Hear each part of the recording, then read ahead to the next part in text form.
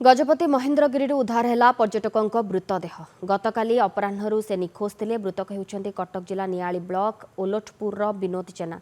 गतकाली 4 जण सांग महेन्द्रगिरी को बुलवाक जाते हठात आसीथिला काल बैशाखी घड़घड़ी और वर्षा पवन रक्षा पाइबापी जी जुआड़े पारे दौड़ी जाए लुचिथिले।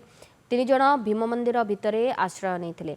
विनोद किंतु सेमानंकठारु अलगा हो जाइथिले। 10 मिनिट पर वर्षा छाड़बारु बाकी 3 सांग बहुत खोजाखोजी करथिले भी विनोदकर पत्ता मिल नथिला। एहादे वाच टावर और रिसोर्ट रे नियोजित वन विभाग साहाय्य नियाଯାଇଥିଲା। गतकाली अपराह्न राति जाए पूरा अंचल खोजाखोजी करा जाइथिला। तथापि विनोदकर कौनसी पत्ता मिल नथिला। एहापरे गारबंध पुलिस और रमागिरी रेंजर वन कर्मचारी मिसी विनोद को खोजिथिले। हेले आज सकाळे भीम मंदिर रास्तारू तांकर मृतदेह उद्धार होईछि। गारबंध पुलिस एक अपमृत्यु मामला रुजु करी तदंत करुछि। आशंका करा जाउछि वज्रपात रे विनोदकर मृत्यु होई थाई पारे।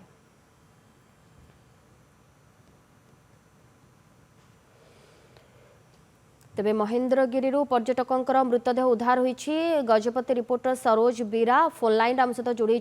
सरोज, जेतेबेले ये पर्यटकों मृतदेह उद्धार होईछि पुलिस रो तदंत कौन कहूछि? कुहा जाउछि कि से तांको सांग मानक सहित सेठाकु जाइथिले बुलिबा पई आ से समय हठात वज्राघात होइतिला एवं जोथि पई तांकर मृत्यु होई थाई पारे जदिओ संदेह करा जाउछि, किंतु तदंत कौन कहूछि वर्तमान पुलिस रो? देखो सोनालीन निश्चित भाव एक दुर्भाग्यजनक घटना कहवा कि गोटे आकस्मिक दुर्घटना कहवा।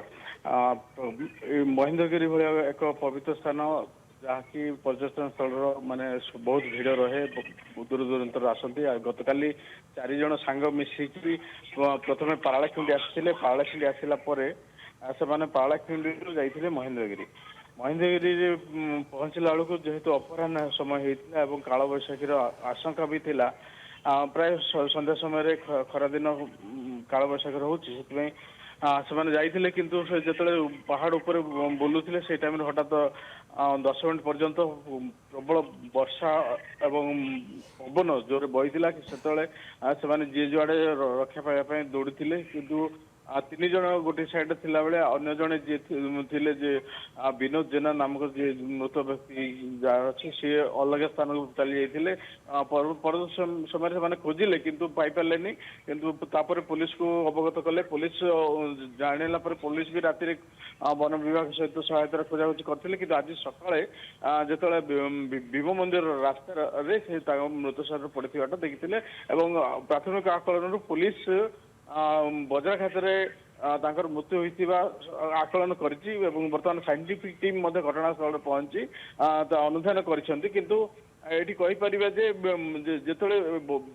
पुलिस भी प्राथमिक पारिपार्श्विक परिस्थिति एवं प्राथमिक पर्यायर जो देखी आकलन कर वज्राघात मृत्यु होता पुलिस प्राथमिक स्तर में सूचना दूसरी कि अन्य पक्षे कहवा जदि किसी अघटन घटी थाई पारे वज्राघात नहले भी दौड़ा समय पहाड़ उपर खसिकी कौटी पत्थर शक्त आघात घटी से फल भी मृत्यु होतार सन्देह करा। पुलिस 3 जण जो सांग अच्छा से अटक रखिकी पचरा उचार करुच्ची एवं पारिवारिक स्थिति अनुसंधान कर साइंटिफिक टीम बर्तमान पहुंची स्थिति उपरे नजर रखिछन्ति।